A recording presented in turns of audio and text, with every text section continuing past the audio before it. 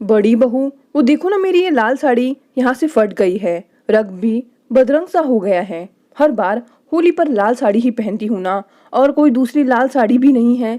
इस बार हाट जाओ तो मेरे लिए भी एक लाल साड़ी ला देना। जानकी जी झिझकते हुए अपनी बहू संगीता से बोली। सास की बात सुनते सुनते रसोई में काम करती हुई दोनों बहुओं के चेहरे के हाव भाव बदल गए। बुदबुदाते हुए बड़ी बहू संगीता अपनी देवरानी जया से बोली, लो, इनको यहाँ लाल साड़ी की पड़ी है और वहाँ ससुर जी खाट पे पड़े हैं। अरे कुछ तो उम्र का लिहाज करें। अब लाल साड़ी पहनकर कौन सा ससुर जी को जिला लेंगी। हमें तो ये चिंता खाई जा रही है कि पता नहीं इस बार होली का त्यौहार सुख संपत्ति से निकलेगा भी कि नहीं, और इनके सिंगार ही पूरे नहीं होते। छोटी बहू जया भी कहाँ चुप रहने वाली थी। अपनी आदत अनुसार हमेशा की तरह खर्चे की बात सुनते ही मुंह से निकल पड़ा, अरे जी, यहाँ घर के खर्चे पूरे नहीं होते, वहाँ एक नए खर्चे की फरमाइश हो रही है। शायद उनके बुदबुदाने की वजह जानकी जी समझ रही थी। उन्होंने अपनी साड़ी के पल्लू में लगी गांठ खोलते हुए बोला, बहू, ये कुछ पैसे हैं मेरे पास, इस बार की बुढ़ापा पेंशन में आए थे, मेरे और तेरे ससुर जी के कुछ बच रखे हैं। तीखी नजरों से बहुएं उनकी तरफ देखने लगी।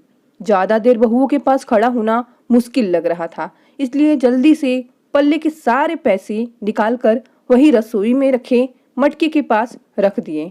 दोनों बहुओं की त्योरियां कुछ और ज्यादा ही चढ़ गई थी। बहुओं की बात सुनकर जानकी जी का कलेजा जोरों से धड़कने लगा था। आंखें छलछला उठी। बहुओं का रोज रोज ऐसा बोलना उन्हें बहुत अखरता था। उन्हें पता था कि उनके पति बीमार हैं, पिछले 3 महीनों से खाट पर ही हैं, लेकिन वो हैं तो अभी सुहागन ही ना। जब तक सांस है तब तक आस है। पति की ऐसी अवस्था देखते देखते जानकी जी भी केवल एक ढांचा बनकर रह गई थी। हर रोज भगवान से यही दुआ करती थी कि मेरी उम्र भी इनको लग जाए। उम्र भले ही 70 हो चुकी थी, लेकिन इसका मतलब यह तो नहीं एक दूसरे के प्रति प्रेम और लगाव कम हो गया था।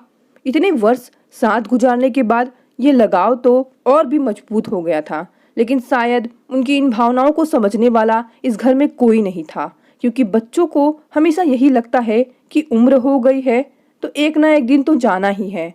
मृत्यु तो शाश्वत सत्य है, यह भी सभी को पता है, लेकिन स्वीकारना सभी के लिए मुश्किल।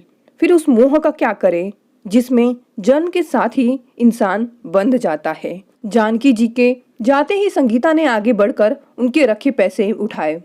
ओ, 500 रुपए, पता नहीं कहाँ छिपा रखे थे।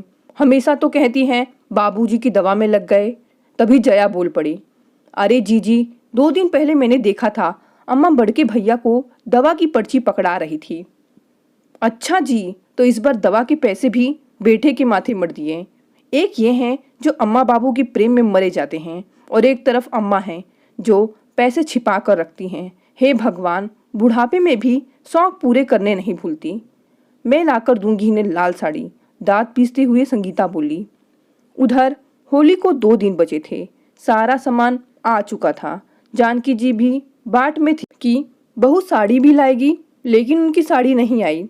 दोबारा बोलने या पूछने की हिम्मत नहीं थी जानकी जी में। अपनी वही पुरानी साड़ी निकाल कर सुई धागा लेकर बैठ गई, लेकिन इस उम्र में आंखें भी साथ नहीं दे रही थी। बाबूजी भी अपनी पत्नी की बेबसी पर चुप थे।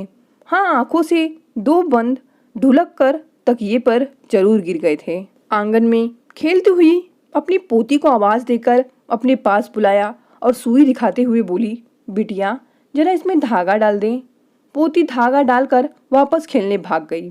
जानकी जी ने कांपते हाथों से साड़ी सिली और होली के दिन सुबह नहाकर वही साड़ी पहन ली और अपने पति के सिरहाने बैठ गई।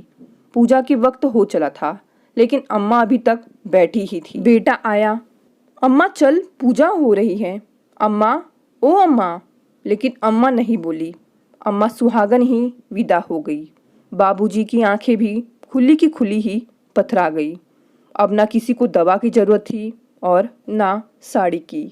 दोस्तों, जो माता पिता अपनी सारी उम्र बच्चों की जरूरतें पूरी करने में निकाल देते हैं, उम्र के अंतिम पड़ाव में वही माता पिता अपनी छोटी छोटी जरूरतों और इच्छाओं के लिए अपने बच्चों पर आश्रित हो जाते हैं, और एक दिन उनके साथ साथ उनकी इच्छाएं भी दम तोड़ देती हैं। दोस्तों कहानी अच्छी लगी तो इसे लाइक और शेयर भी करें और मेरे चैनल को भी सब्सक्राइब करें।